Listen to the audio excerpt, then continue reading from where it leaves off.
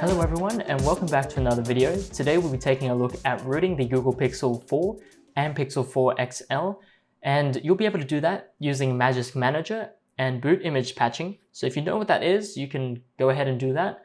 Save yourself from watching this entire video. But if you're not too sure about what that's all about, feel free to stick around, as this will be a beginner's guide to rooting the Pixel 4 and Pixel 4 XL running Android 10. Now the contents of this video will go over the downloads that we need. We'll be going over patching the boot image using Magisk Manager. We'll be unlocking the bootloader and of course rooting our device. Magisk is how we will root our phone nowadays, so it does grant us root access and of course a few other things which we'll go over a little bit later. But unlocking the bootloader is probably the most important part out of this whole video. It pretty much opens the gateway to tinkering with your phone, such as flashing custom ROMs and other things like that. Now for some important information, we'll have an FAQ up next, which is just some frequently asked questions. And I'll also provide timestamps for this whole video down in the more info, as well as links and any updated information that might be necessary for this video, since I can't update the video by itself. And if you're uncomfortable or you're not too familiar with this, feel free to watch it through once first, and that is so you can come back with any questions that you might have. And so feel free to ask any questions in the comments section below, or even better yet, join us on Discord.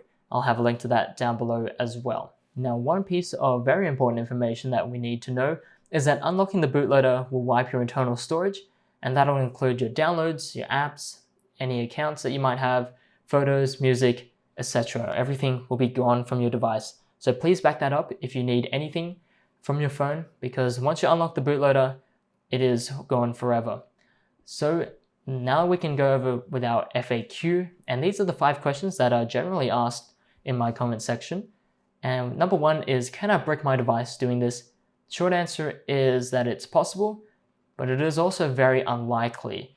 Now there are a lot of safety nets and precautions that you can take and that your device already has. In case you make mistakes, you should be able to restore it into a working state very quickly using the factory images that are provided by Google. The factory images are just pretty much stock or original firmware or software that we can install or flash onto our phone, and we'll be using that quite a lot throughout our lifetime using this device. And the next thing is, will I get updates? And that is yes. You should receive OTA updates when you go to About Phone and you check for updates. Now, I'm not too sure about Project Mainline, which is labeled under Google Play System Update. That thing is separate to OTAs and allows other manufacturers to update components of Android without you having to take OTA updates. In the case that you don't get any OTA updates, you can still update your phone manually using the factory images. So there are 2 ways to update. You can update using the OTA updates that you get, and we'll use a Magisk Manager to ensure that we keep root access if you do that. And number 2, we can also update using the factory images, and we'll flash that using fastboot, which is a protocol and an application on our computer that we use to communicate with our phone, and we'll use the stock boot image patching just like we do in this video in order to keep root access after we flash the factory images. Now, will my apps work normally after rooting? Short answer is not without using Magisk and Magisk Hide.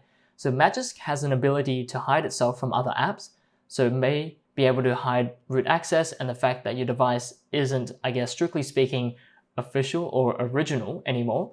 It's not perfect, but it is certainly very close. And another thing is that it won't always work, Magisk being able to hide your rooted device from apps, because it is pretty much a constant cat and mouse game between the developers of those apps and of course the developer of Magisk, Top John Woo. So you will also have to do extra things when things don't always work out using Magisk Hide by itself. So you might have to repackage Magisk Manager. That just means hide its name and its identifier from apps. And you might have to do some certain extra steps to make existing apps work while your phone is rooted. And the last question I usually get is, can I unroot my device? And that is yes. Since Google provides the factory images, you can use that to restore your phone to the way it was before you rooted. You can relock the bootloader and you'll be on your merry way back to where your phone was before you rooted it. But that is for a later video. And with all that being said, if you have any other questions, of course, ask them down below. But if not, we can get started with rooting our Pixel 4. To begin, we need to enable a few things on our device, and this will pretty much make or break your rooting experience. So why don't you head over to the settings with me and go down all the way to About Phone, then scroll down all the way until you see your build number, and tap on that 7 times until you are prompted to enter your PIN, pattern, or passcode. This is to enable the developer options for you. So once you've done that, you can go back and then go to System, go down to Advanced, and enter the developer options here. And you need to be able to turn on OEM unlocking. And if this is disabled, or it says contact your carrier, or it is not available for network locked devices, you will need to contact your carrier and see what it is they want from you for you to be able to enable OEM unlocking. But if you can't enable this right now, you'll need to pretty much stop this video and you'll need to find out how you can enable it. But if you can enable it, you will need to do so. Enter your PIN, pattern, or passcode again to confirm, and then you'll need to tap on Enable here. And the next thing we'll need to do is to scroll down a little bit and enable USB debugging. Now this will allow us to use ADB, as it's more commonly referred to. It's just a way for us to communicate from our computer to our phone while the phone is plugged into the computer and the phone is booted into Android. So that's something that we need to enable as well. So once you have those two things done, we can now go ahead and go back to our computer because we'll need to download a few things. First thing we need to download is the Google USB drivers. Now this step isn't usually necessary, but just in case we need it, I recommend that you head over to this link and click on this button here to download the zip file with the drivers in it, and agree to the terms and conditions and click on the blue download button. I recommend that you save everything into one folder just so we can keep track of everything. And these drivers are here just in case Windows can't download or can't find them for our Pixel 4. So it's always quite important to have the official Google drivers. Now the next thing we want to download is the latest version of the SDK Platform Tools. Now you've heard me talk about ADB and fastboot, and this is the package that will give you all the files, including those 2 executables that you'll need to run what we call ADB and fastboot commands on our phone from our computer. So download the latest version here for your operating system. Since I'm on Windows, I'll be clicking on Windows, agreeing to the terms and conditions, and clicking on the blue download link. I'll also save this in the same folder as I did with the USB drivers. Then the next thing we want to download is the latest factory image, but it may not always be the latest. So bear with me for a moment. We'll need to head back over to our phone for a second here, just so I can show you something. So if you've enabled USB debugging, you can see your build number down here. So with that in mind, you'll need to go down to where your device is. So I have the regular Pixel 4, so I'll be clicking on Flame on the right-hand side. And basically what you can see on your phone here, you'll just need to match to the one that you see on this website here. So I have, it looks like I've got the A3 update, which is this one. So I'll need to go ahead and download this version of the November security update. You can see that this one has had 3 of them, which is quite interesting. So whatever version is on your phone, the build number, you just need it to match the one that you download off the factory image website. So click on the blue download link and that'll automatically download the files for you. And the last thing that we need is the latest version of Magisk Manager. And you can download this on your phone, which is what I'll do right now. You can go to that link on your phone and basically it'll look like this, the same thing. And what you can do is scroll all the way down a little bit until you find the downloads and tap on latest Magisk Manager. And that will download an APK, which is an Android package file or installer. Okay, so I had to copy it into the address bar for some reason for this to come up. But just click OK so you can download the file. And you can see it'll start downloading here. It's very small. And once you finish downloading this, we'll just need to install it. So I'll fast forward this until we end up downloading it. Okay, so once Magisk Manager has finished downloading, all you have to do is tap on it to install. And if you haven't installed anything from Chrome before, they'll ask you to enable it to be able to install apps from unknown sources. So you'll need to enable that and then go back and then tap on install. And once that is done, open up Magisk Manager and you should see something like this. So currently it says that Magisk is not installed, but we'll fix that soon enough. So right now you can leave your device as it is now, and we'll need to head over back to our computer to do a few things. So once you have everything downloaded like we did before, so we have our factory image, Magisk Manager APK, so you downloaded that on your phone as we just did, the platform tools, and the USB drivers. So why don't we get started and open up the USB driver zip file. extract the USB driver folder outside, just like that, and then we can close the zip file. We'll also open up the Platform Tools folder, zip file, and extract the Platform Tools folder outside, just like that. And like so, we can close that as well. And we'll also open up the factory image. Open that up and open this folder inside the factory image, and then open the image zip file inside the factory image. Give this a second to extract and open.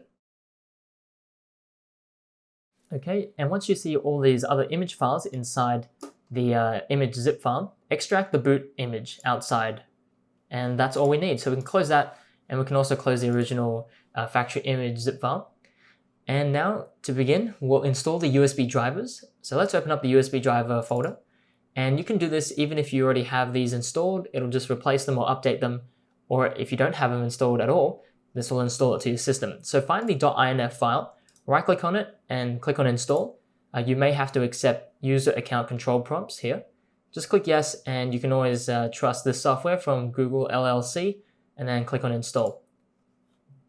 And that should do it by itself, and you'll see we have an operation completed successfully here, which is good news. And we can go back out, and now we need to open up the Platform Tools folder. Now this is a folder with all of our executables that we need. We can already see fastboot and ADB in there, and we'll need to be able to run these programs in our command prompt window or PowerShell window if you want. So what you need to do here is we're going to be using command prompt for this. Now you only need to do this because this path here on my F drive Android Platform Tools folder isn't in the path environment variable, which the command prompt and all other shells look through to find the commands or programs that you run. Since it's not added there, you can do that, and I'll leave a link to that down below if you plan on doing this a lot. But just to access this folder really quickly without having to change directories too much, we can go to the address bar here and type in cmd, which is the executable name for the command prompt, and hit enter. And this will create a command prompt window with the directory already changed to the Platform Tools. So this is this folder, and this is where all the programs are run. So if we type in fastboot, we should be able to get a result from that. And if we type in ADB, we'll also get a printout from that as well. So that's what it'll look like. So we'll leave this open here because that's what we'll need. I'll just type in CLS to clear the command prompt, and you can head back over to the Platform Tools folder and go up one folder into the Android folder. So I think to start off, we'll probably use the command prompt here, and we'll use ADB to push the boot image that we extracted from the factory image, and we'll push it to our phone using ADB. So this is essentially copying it to our phone. Instead, we're not using the MTP protocol. So to do that, we'll start off by typing in ADB devices and let it start the ADB daemon. You'll see that run. And on our phone, you'll see that we'll need to accept a USB debugging prompt here. It's important that you always select always allow from this computer, just so you don't have to tap in this prompt every time your phone reconnects. And if you saw on our computer, it said our device was unauthorized. Once we accept that prompt and we run the same command again, we should see that our device is now listed as a device. So that's good. And now we'll push the boot image that we see here in our Android folder onto our phone, into the SD card folder. So let's type in ADB push, and then the file that we want to push. So usually I like to drag and drop the file into the command prompt like so.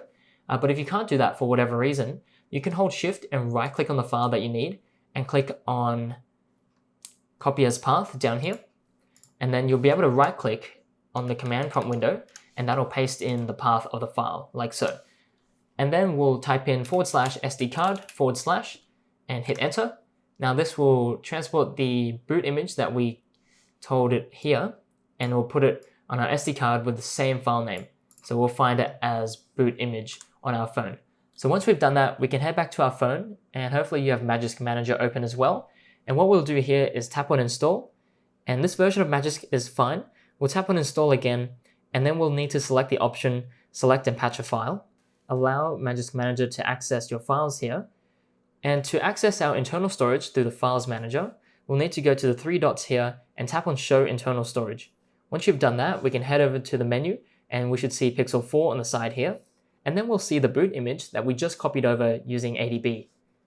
Tap on that, and Magisk will actually start downloading the installation zip file for itself.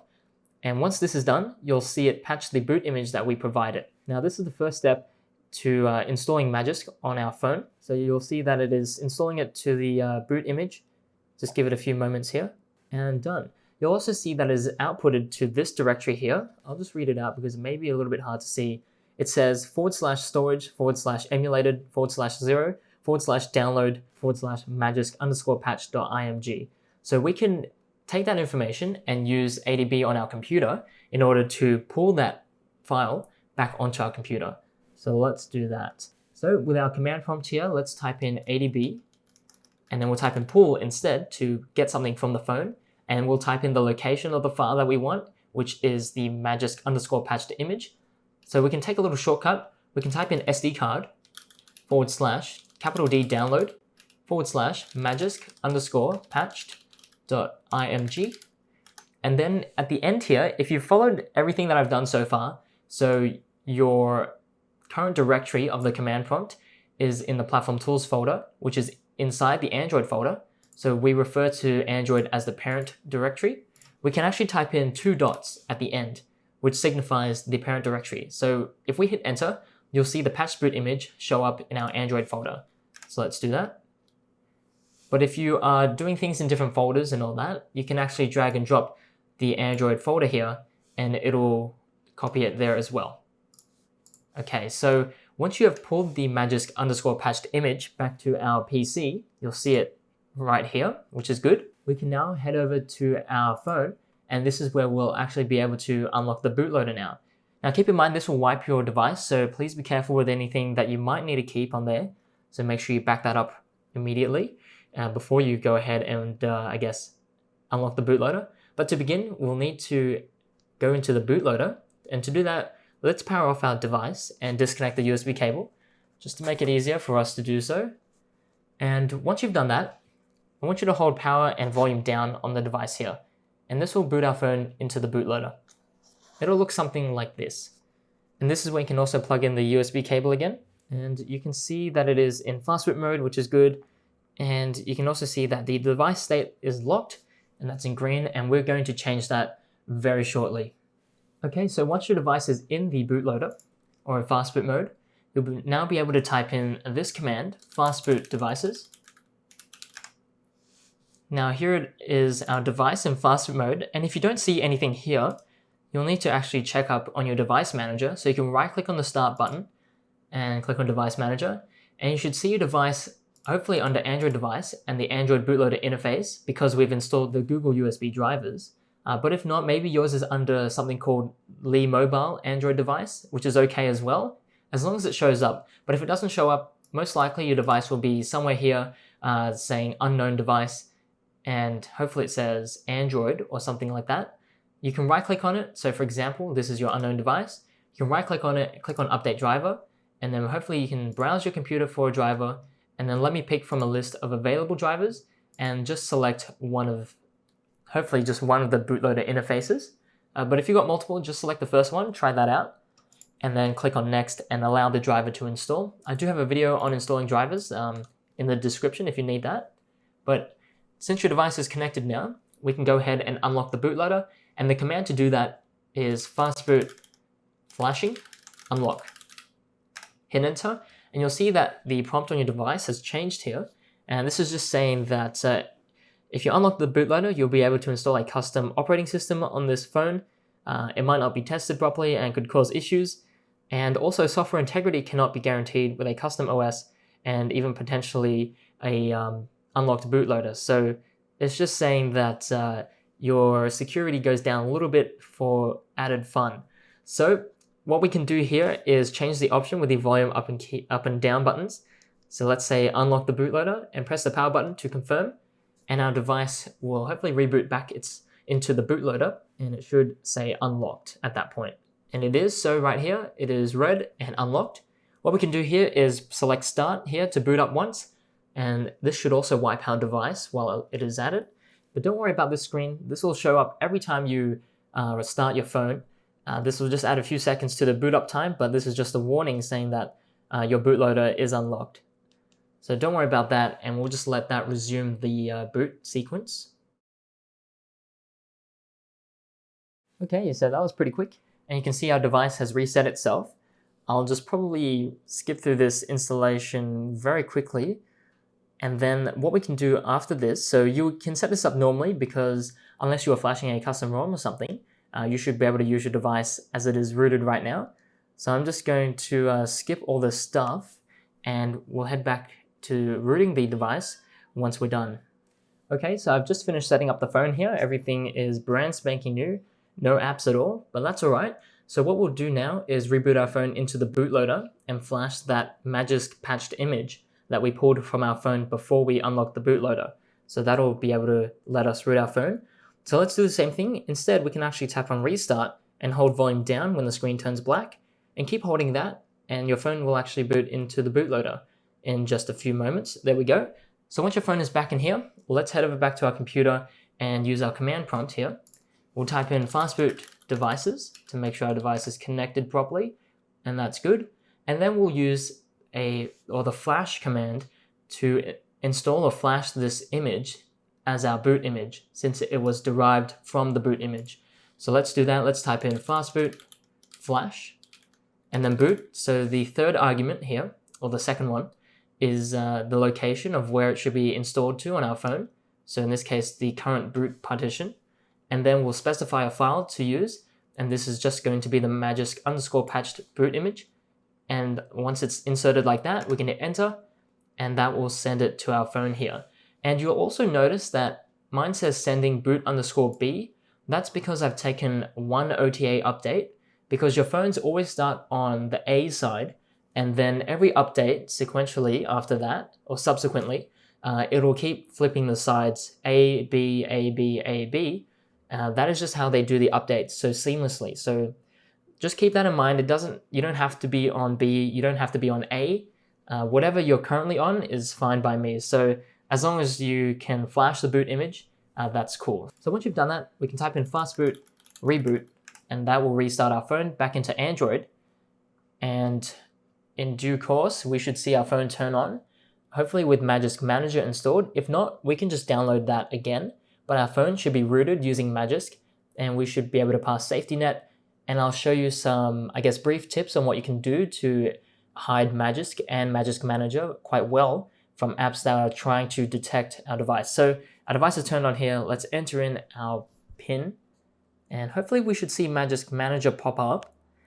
If not, of course, as I mentioned before, we can install Magisk Manager, and that's fine as well.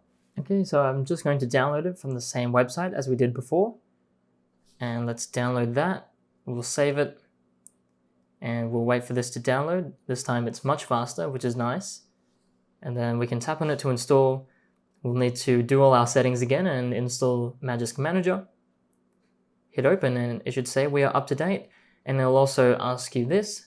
So that's okay, so let's do that. We'll let Magisk do its environment setup, which is quite important. This will allow you probably to install modules and to make sure everything is working just as it should be.